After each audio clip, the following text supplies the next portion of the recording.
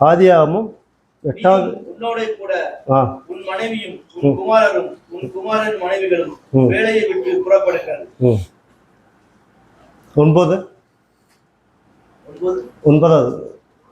அதிகாரம் 9வது வசனம். பூமி மீதெங்கும் ஜலம் இருந்தபடியால் அந்த புறா தன் உள்ளங்கால் வைத்து இளைப்பாற இடம் காணாமல் திரும்பி வேலையிலே அவனிடத்தில் வந்தது. அவன் தன் கையை நீட்டி அதை பிடித்து தன்னிடமாக வேலைக்குள் சேர்த்துக் கொண்டான். ஜெயிப்போம். பரிசுத்தம் ஆண்டவரே, இந்த ஆசீர்வதிக்கப்பட்ட ஓய்வு நாளுக்காக ஸ்தோத்திரம் துதிக்கிறோம் ஆண்டவரே. நாங்கள் ஒரு சிறிய கூட்டமாக கூடி உண்மை ஆராதிக்க, உமது வசனங்களை தியானிக்க, கேட்க, கிடைக்க, கிரகிக்க கோடான கோடி சுவாசம் செலுத்துகிறோம். வந்திருக்கிற ஒரு பிள்ளைகளை ஆசீர்வதிங்க.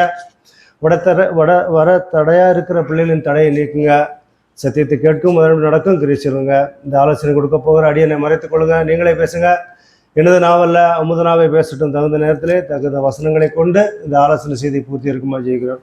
துதிக நம்மையும் எல்லாம் மக்கள் செலுத்துகிறேன். இயேசு கிறிஸ்து நம்மளை ஜெயிக்கிற முறப்பதாவே ஆமென். இந்த ஆலோசனை செய்யும் தலைப்பு விசுவாசிக்கிறவர்களின் வாழ்க்கையில் தேவனுடைய ஆசீர்வாதம். நம்ம ஒவ்வொரு குடும்பத்திலையும் ஆண்டவரோட ஆசீர்வாதம் இல்லைன்னா நம்ம என்ன முன்னால் போக முடியாது. அப்போ நம்ம வேதத்தில் எத்தனை விசுவாசிகள் எப்படியெல்லாம் ஆசீர்வதிக்கப்பட்டிருக்காங்க, என்னென்ன விஷயத்தெல்லாம் ஆசீர்வதிக்கப்பட்டிருக்காங்கன்னு ஒவ்வொரு வசனமும் நம்ம பார்ப்போம். ஆதியாகமம் 12வது அதிகாரம் 2-3 வசனங்கள்.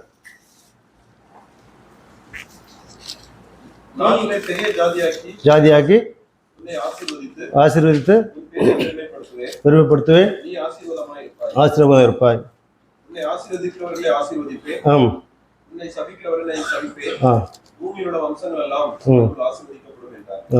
பாருங்க, ஆபிரகாமோட வாழ்க்கையில ஆண்டவர் விசுவாசித்து முன்னால போயிருக்கிறான். அதனால தான் ஆண்டவரோட ஆசீர்வாதத்தை பெற்றிருக்கிறான். பாருங்க, ஆபிரகாமுக்கு இந்த விசுவாசம் எப்படி கிடைச்சுன்னா, ஆபிரகாமுக்கு 100 வயசு, அவங்க ஒய்ஃபுக்கு 80 வயசு. அப்போ தான் ஈசாக்கு பிறக்காப்புல. அப்போ ஆண்டவரை இயேசு கிறிஸ்து சொல்லுவார், நீ என்னை கொண்டு போய் மகனை எனக்கு பலியிடு அப்படிங்காப்புல. அப்போது ஆபிரகாம் என்ன செய்கிறாரு, ஈசாக்கை கொண்டு பலியிட போகிறாரு. அப்போ போகிற நேரத்தில் அங்கே அவருக்கு அற்புதம் நடக்கு. அந்த மாதிரி அதில் தான் வாசித்து நம்ம போகிறோம். அப்போ ஆபிரகாம் என்ன செஞ்சிருக்கேன், விசுவாசத்திற்கு. இந்த விசுவாசத்தை நம்ம ஆபிரகாமை பற்றி தான் பார்க்கோம்.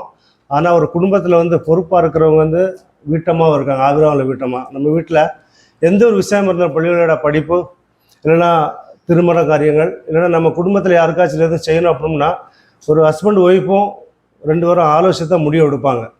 அப்போ இந்த ஆபிரகாமோட முடிவுக்கு யார் அக்ரி பண்ணியிருக்கா, அவங்க ஒய்ஃபு. அவன் அந்த அவங்க ஒய்ஃபை பற்றி யாருமே பேசுறது கிடையாது.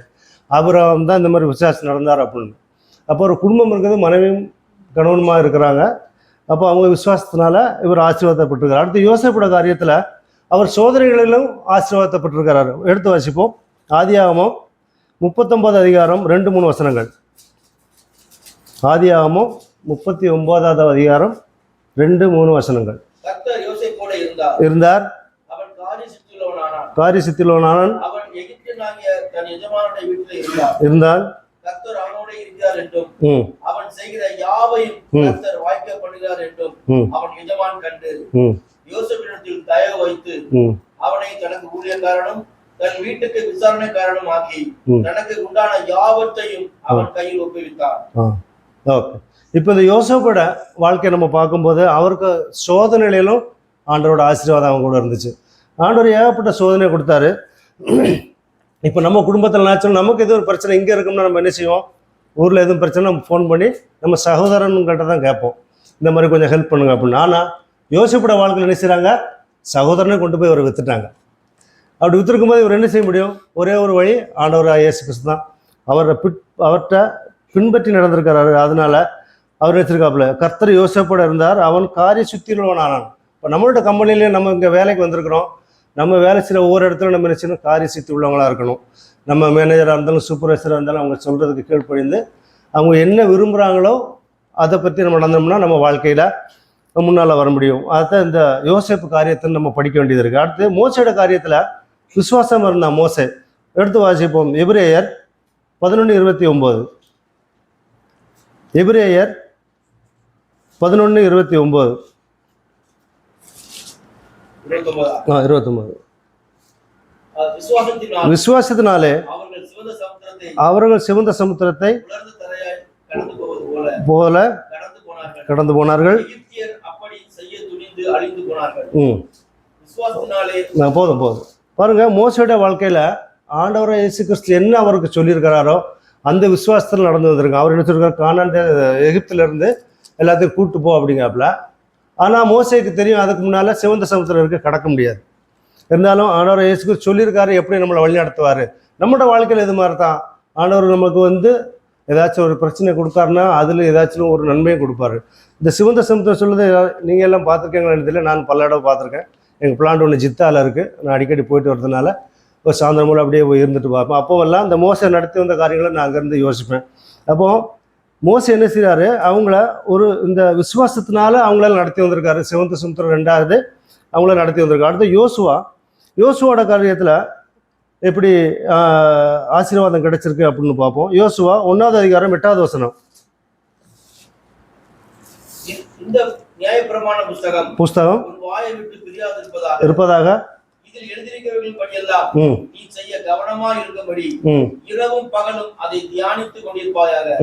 அப்பொழுது நீ உன் வழியை வாய்க்க பண்ணுவாய், அப்பொழுது புத்திமானாயும் நடந்து கொள்வாய். பாருங்க, இந்த யோசுவோட காரியத்துல இந்த நியாயப்பிரமாண புஸ்தகம் ஒன்று வாயை விட்டு விடாது. இது நியாயப்பிரமாண புஸ்தகம் நம்ம பைபிள். நம்ம ஒவ்வொருத்தவங்களும் காலையில் எழுந்திரிச்சு எத்தனை பேர் பைபிள் வாசிக்கிறோம் அப்படின்னு நமக்கு தெரியாது. இருந்தாலும் நம்மளோட கடமை, நம்ம ஆண்டவராக இயேசு கிறிஸ்து நமக்கு ஆசீர்வாதம் கிடைக்கும்னா அதிகாலமே எழுந்திரிச்சு அவருடைய வாக்குத்தத்தத்துக்கு வேண்டி நம்ம இருக்கணும். இந்த வாக்குத்தத்த யோசுவா அவரோட வாக்குத்தத்தத்தை பின்தொடர்ந்து நடந்தாருன்னு இதில் எழுதியிருக்கு.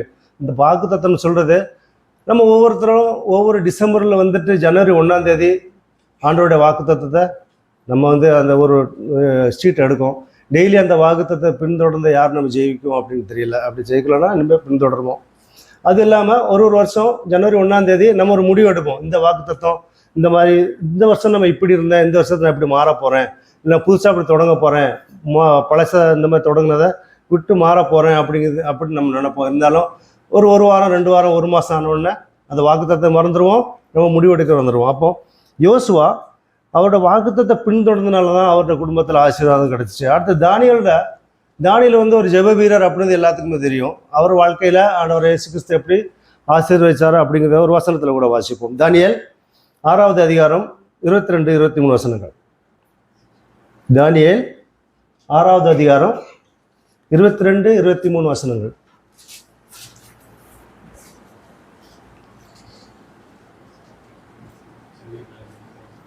சரி, நான் வாசிக்கிறேன்.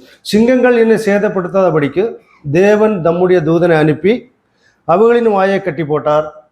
அது என்றால் அவருக்கு முன்பாக நான் குற்றமற்றவனாய் காணப்பட்டேன். ராஜாவாகிய உமக்கு முன்பாகவும் நான் நீதிகேடு செய்வதில்லை என்றான். அப்பொழுது ராஜா தன்னில் மிகவும் சந்தோஷப்பட்டு தானியேலை கெபியிலிருந்து தூக்கிவிட சொன்னார். அப்படியே தானியேல் கெபியிலிருந்து தூக்கிவிடப்பட்டான்.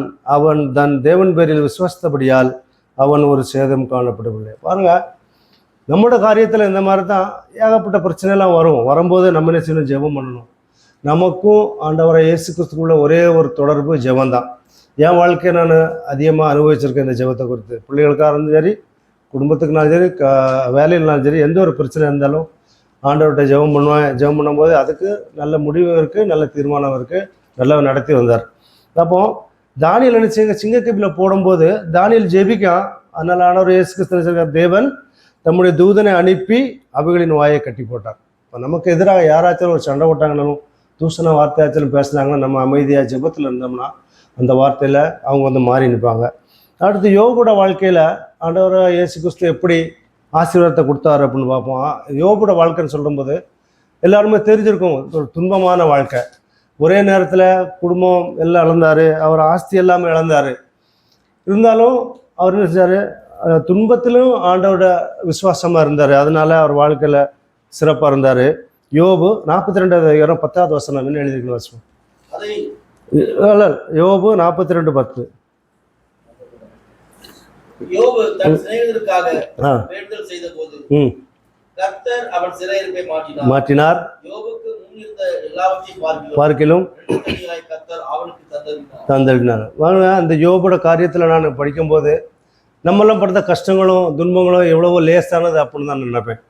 என் குடும்பத்தில் இந்த மாதிரி எல்லா பிரச்சனை நடந்திருக்கு. இருந்தாலும் இப்போ பிள்ளைகளை நல்லா தான் படிச்சுட்டு வருது. நம்ம சபையில் உள்ள 2-3 பிரதர்களுக்கு என் ஸ்டோரி, என் குடும்பம் என்ன ஏதுன்னு தெரியும். ஏன்னா நம்மளை பற்றி ஒரு சாட்சியாக நம்ம இருக்கணும், நம்மளை ஒரு சாட்சியாக அவங்க சொல்லணும், அவங்களுக்கு நம்ம தெரிஞ்சிருக்கணும் நம்ம குடும்பத்தை பற்றி. இல்லை பெருமைப்படுத்துறதுக்கோ இல்லைன்னா நம்ம குறைகளை சொல்கிறதுக்கோ இல்லை, நம்மளை பற்றி அவங்க தெரிஞ்சால் தான் அவங்க நம்மளை சாட்சியாக இன்னொரு இடத்துல சொல்லுவாங்க. அடுத்து பவுலோட காரியத்தில் பவுல் எதுக்கு ஆண்டவரை இயேசு கிறிஸ்து பயன்படுத்தியிருக்காருன்னா சுவிசேஷம் சொல்கிறதுக்கு. நம்ம ஆத்ம ஊழியத்துக்கெல்லாம் போகிறோம், மாலுக்கெல்லாம் போனால் நம்ம போய் மாலில் சுற்றிட்டு இந்த ஜாமா மாத்திரம் வாங்கிட்டு வந்துடுறோம். ஆனால் அப்படி செய்யக்கூடாது.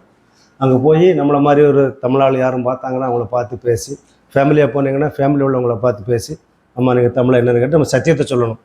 எடுத்து வாசிப்போம். அப்போஸ்தலர் 9:15 அதிகாரம். அப்போஸ்தலர் 9:15.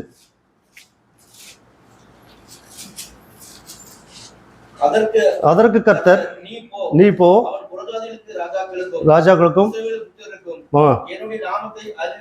என்னுடைய நாமத்தை அறிவிப்பதற்காக நான் தெரிந்து கொண்ட பாத்திரமா இருக்கிறான். நம்ம ஒருத்தரும் தெரிந்து கொண்ட ஜனமா இருக்க போய் தான். இப்போ லிங்கேஷ் பிரதர் கூட சொன்னார், நான் பழைய லிங்கேஷாக இருந்தேன், இப்போ வேற மாறி இருக்கேன் அப்படின்னு ப்ரேயரில் கூட சொன்னாப்புல. அந்த மாதிரி நம்ம மாறி வரும்போது நம்மளோட கூட இருக்கிறவங்களையும் மாற்றணும். அதுதான் நம்ம ஆண்டவருக்கு முன்னால் செய்கிற ஒரு சுவிசேஷம்.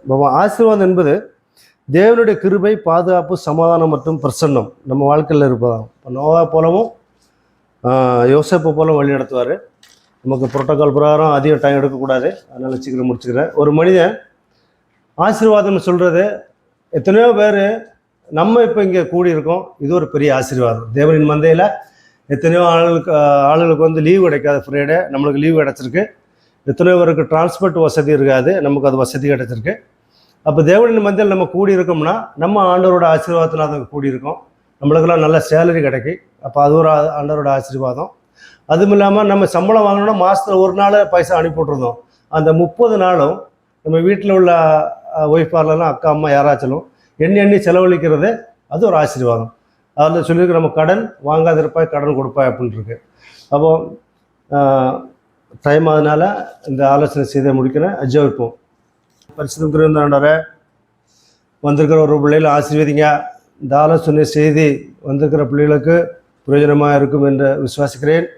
நாங்கள் ஆபிரகாமை போல விசுவாசத்திலும், மோசேவை போல விசுவாசத்திலும், யோசேவை போல வாக்குத்தத்தை பின்பற்றி நடக்கவும், தாவீதை போல ஜெயிக்கவும் கிரியை செய்யுங்க. துதிகனமும் எல்லாம் நமக்கு செலுத்துக்கிறேன்.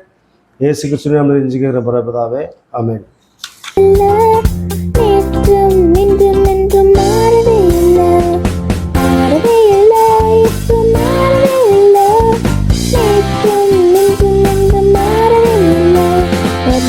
Mahal,